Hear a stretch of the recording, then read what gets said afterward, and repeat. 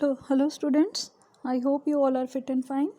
So today students we are doing the second video on our second chapter of history, and the name of the chapter is New Kings and Kingdoms. And in this chapter we have read about the various dynasties that emerged in this period and how they had administration in the kingdom.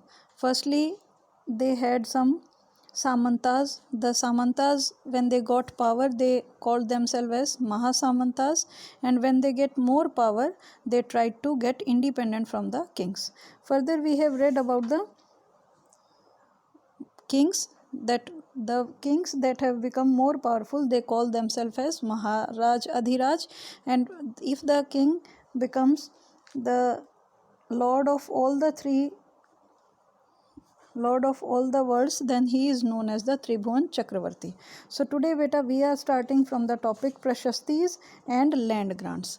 तो बेटे प्रशस्ति वो writings होती हैं जो राजा की प्रशंसा में लिखी जाती हैं, और लैंड ग्रांट्स मीन्स जो भी भूमि अनुदान दिया जाता था, मतलब कि जो ब्राह्मण्स को पुरस्कार के तौर पे या गिफ्ट के तौर पे जो भी लैंड दी जाती थी उसको लैंड ग्रांट्स बोला जाता है.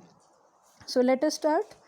Prashastis contain detail that may not be literally true, but they tell us how rulers wanted to depict themselves as valiant, victorious warriors. तो बेटे प्रशस्ति जो थी उनकी जो डिटेल होती थी उस टाइम पे ये माना जाता था कि मे बी वो पूरी तरह से सत्य ना हो, लेकिन उनसे हमें ये पता लगता था कि उस टाइम के जो राजा थे वो अपने आप का वर्णन किस तरह से करना चाहते थे, मतलब आने वाली पीढ़ियों में वो अपने आप को किस तरह का शासक दर्शाना चाहते थे. मिसाल के लिए जैसे वो अपने आप को बहादुर राजा, शूरवीर राजा या विजयी योद्धा के रूप में अपने आप को डिपिक्ट करते थे. These were composed by learned Brahmins who occasionally helped in the administration. तो ये जो प्रशस्ति थी बेटे ये किन के द्वारा लिखी जाती थी? जो विद्वान ब्राह्मण होते थे और वो अक्सर प्रशासन में भी राजाओं की हेल्प करते थे. यहाँ बताया है kings often rewarded Brahmanas by grants of land. जो राजा थे बेटे वो उनको इनाम के तौर पे, जब ब्राह्मण उनकी प्रशस्ति लिखते थे तो उनको इनाम के तौर पर ज़मीन दी जाती थी. These were recorded on copper plates which were given to those who received the land. और बेटे ये जो इन्फॉर्मेशन हम बता रहे हैं इस बुक के माध्यम से हमें पता लग रही है, वो कैसे पता लग रही है कि कॉपर के प्लेट्स पे ये सब मेंशन होता था कि जिनको भी ये भूमि मिलती थी, जो भी लैंड दान दी जाती थी, उनको कॉपर प्लेट पे ये इंस्क्राइब करके लिख के दिया जाता था. तो इससे हमें ये पता लग रहा है कि किस तरह से उस टाइम पे लैंड्स दी जाती थी. Unusual for the 12th century was a long Sanskrit poem containing the history of kings who ruled over Kashmir. तो बेटे जिस तरह से ये प्रशस्ति लिखी जाती थी उसके बिल्कुल अलग 12th सेंचुरी में एक संस्कृत काव्य भी रचा गया जिसमें कि जो कश्मीर के जो रूलर्स थे उनकी हिस्ट्री के बारे में लिखा गया. It was composed by an author named काल्हन. तो ये काल्हन नाम के एक रचनाकार के द्वारा उसको रचा गया था. He used a variety of sources included inscriptions, documents, eyewitness accounts and early histories to write his account. तो बेटे जो काल्हन थे उन्होंने अपना ये संस्कृत रचना जो थी इसको लिखने के लिए अलग अलग जो इंस्क्रिप्शंस थी या जो डॉक्यूमेंट्स थे या फिर जितने भी उनके गवाह थे, आई विटनेस थे, उन सभी की से इसके बारे में अलग अलग सोर्सेज इकट्ठे किए थे और उन्हीं से इन्होंने यह संस्कृत काव्य पूरा किया था जिसमें उन्होंने राजाओं की हिस्ट्री लिखी थी. अनलाइक द राइटर्स ऑफ प्रशस्ति he was often critical about rulers and there policies. तो बेटे जैसे हमने प्रशस्ति के बारे में पढ़ा है कि उनमें राजाओं की प्रशंसा लिखी जाती थी, तो उनसे बिल्कुल अलग प्रशस्तियों के लेखकों से अलग काम इन्होंने किया था कि जितने भी शासक होते थे उनकी नीतियों के बारे में थोड़ा सा क्रिटिकल आलोचनात्मक रवैया ये रखते थे. इसीलिए ये 12th सेंचुरी की एक असाधारण ग्रंथ था. So next topic is warfare for wealth.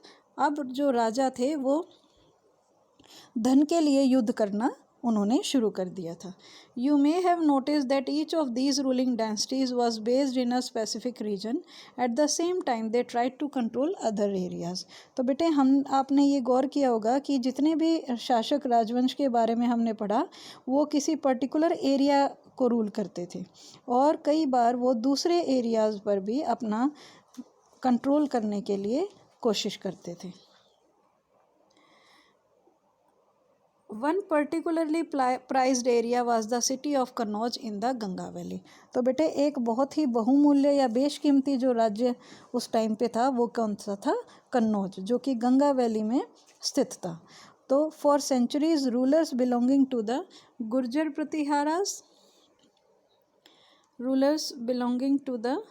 Pratiharas, Rashtrakutas and Pala dynasty, ये तीन ऐसी डायनेस्टीज थी बेटे। They fought for control over Kannauj because there were 3 parties in this long drawn conflict. Historians often describe it as the tripartite struggle. तो बेटे गुर्जर प्रतिहारास, राष्ट्रकूटास और पालास, ये तीन ऐसी डायनेस्टीज थी जो तीनों ही कन्नौज के लिए लड़ाई कर रही थी, बहुत युद्ध कर रहे थे। और ये जो लड़ाई हो रही थी वो 3 पार्टीज़ के बीच में थी, तो इसीलिए इसको ट्रीपार्टाइट स्ट्रगल के नाम से जाना गया। इसको हिंदी में हम त्रिपक्षीय संघर्ष भी बोल सकते हैं। तो बेटे ये काफ़ी इंपॉर्टेंट है कि ट्रीपार्टाइट स्ट्रगल जो है वो किन किन के बीच में हुई? गुर्जर प्रतिहारास, राष्ट्रकूटास और पाला डायनेस्टी। और वो किस लिए लड़ रहे थे? कन्नौज पर अपना कंट्रोल बनाने के लिए। So as we will see, rulers also tried to demonstrate their powers and resources by building large temples। तो बेटे आने वाले पेजेस पे हम ये भी पढ़ेंगे कि किस तरह से उस टाइम के जो रूलर्स थे उन्होंने बड़े बड़े मंदिरों का निर्माण करवाया और मंदिरों से वो अपनी पावर और अपने रिसोर्सेज को शो करते थे।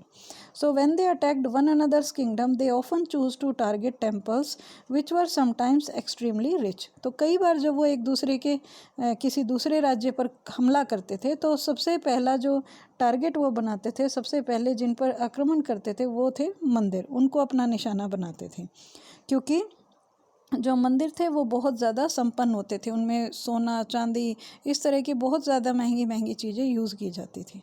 सो इसके बारे में हम चैप्टर नंबर 5 में रीड करेंगे। So one of the best known of such rulers is Sultan Mahmud of Ghazni. तो ऐसे रूलर्स बेटा जो कि दूसरे एरियाज़ पर कब्ज़ा करने के लिए लड़ाई करते थे और फिर वहाँ के मंदिरों को लूटते थे, ऐसे ही एक शासक का नाम है जो कि अफ़गानिस्तान से थे, सुल्तान महमूद, जो कि of Ghazni.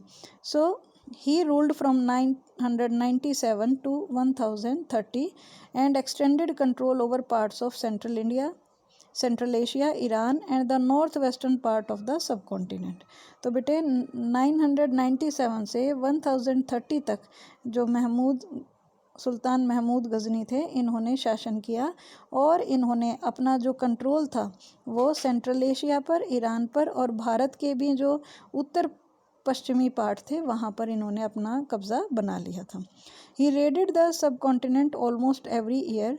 His targets were wealthy temples included that of Somnath, Gujarat. तो बेटे हर साल उनका निशाना जितने भी जो वेल्दी टेम्पल्स होते थे, जितने भी संपन्न मंदिर होते थे, वो उनका निशाना बनते थे और जिनमें गुजरात का जो सोमनाथ मंदिर था वो भी शामिल था, ताकि वो ज़्यादा से ज़्यादा धन लूट सकें। Most of the wealth Mahmud carried away was used to create a splendid capital city at Ghazni. तो बेटे जो भी उन्होंने लूटपाट करी, जो भी उन्होंने धन यहाँ से लेके गए, वो उसका बहुत बड़ा हिस्सा उन्होंने गजनी में एक वैभवशाली राजधानी बनाने के लिए खर्च किया, एक शानदार कैपिटल बनाने के लिए खर्च किया। So Sultan Mahmud was also interested in finding out more about the people he conquered and entrusted a scholar named Al-Baruni to write an account of the subcontinent in the Arabic language, in the Arabic work known as the किताब उल हिंद।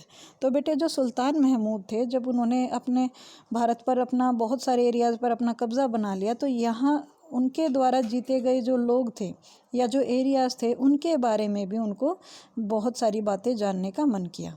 तो इस वजह से उन्होंने एक विद्वान को, जो कि जिनका नाम अल बरूनी था, उनको ये काम सौंपा कि आप भारत में जितने भी लोग हैं उनके अलग अलग जो भी बातें हैं उनके बारे में उसकी जानकारी इकट्ठी कीजिए और मेरे लिए लेके आएँ। तो इस वजह से जो अल बरूनी थे उन्होंने अरबी भाषा में एक बुक लिखी जिसका नाम था Kitabul Hind. So this remains an important source for historians. तो ये जो किताबुल हिंद लिखी गई थी बेटा, ये आज भी इतिहासकारों के लिए बहुत इम्पोर्टेंट सोर्स रहा है हिस्ट्री को पता करने का। He consulted Sanskrit scholars to prepare this account. तो जो अल बरूनी थे उन्होंने बेटा ये किताबुल हिंद लिखने के लिए बहुत सारे जो संस्कृत विद्वान थे उस टाइम के, उनसे भी सलाह ली, परामर्श लिया।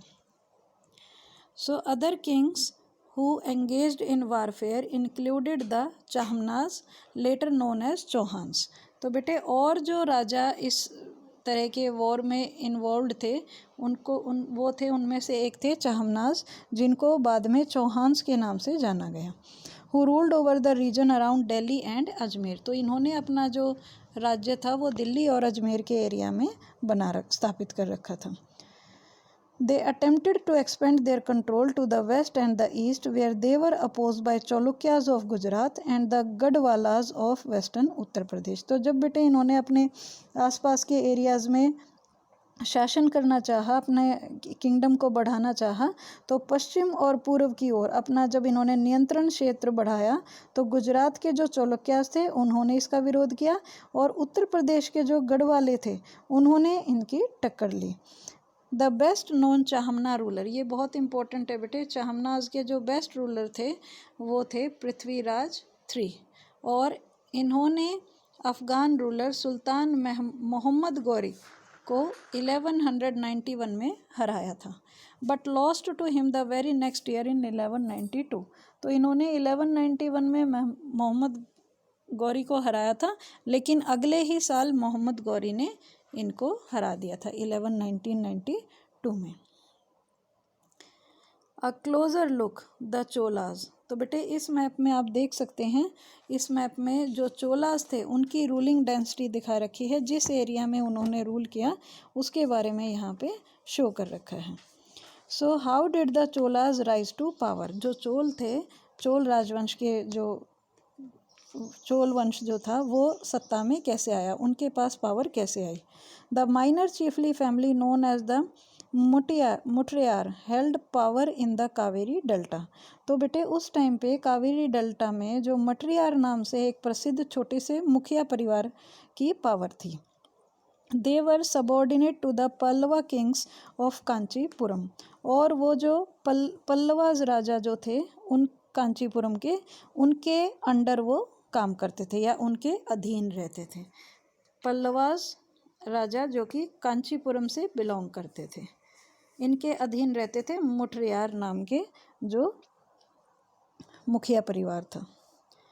Vijayalaya who belonged to the ancient chiefly family of the Cholas from Urayur captured the delta from the Mutrayar in the middle of the 9th century। तो बेटे विजयालय नाम